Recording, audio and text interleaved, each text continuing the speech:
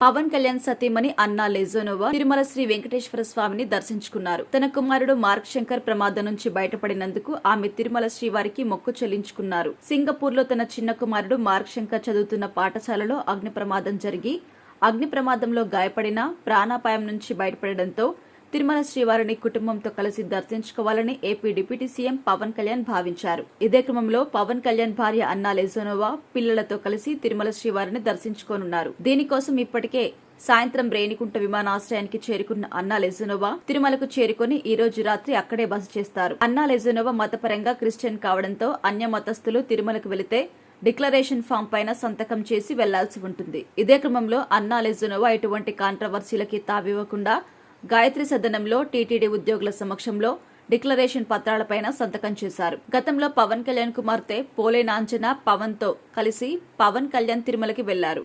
అప్పుడు కూడా ఆయన కుమార్తెతో డిక్లరేషన్ ఫామ్ పైన సంతకం చేయించారు. అయితే అన్నా లెజోనోవాతో పాటు పవన్ కళ్యాణ్ కూడా తిరుమల శ్రీవారిని దర్శించుకుంటారని మొదట ప్రచారం జరిగినప్పటికీ ప్రస్తుతం అన్నా లెజోనోవా మాత్రమే తిరుమల స్వామి దర్శనానికి తిరుమలకు వెళ్తారు.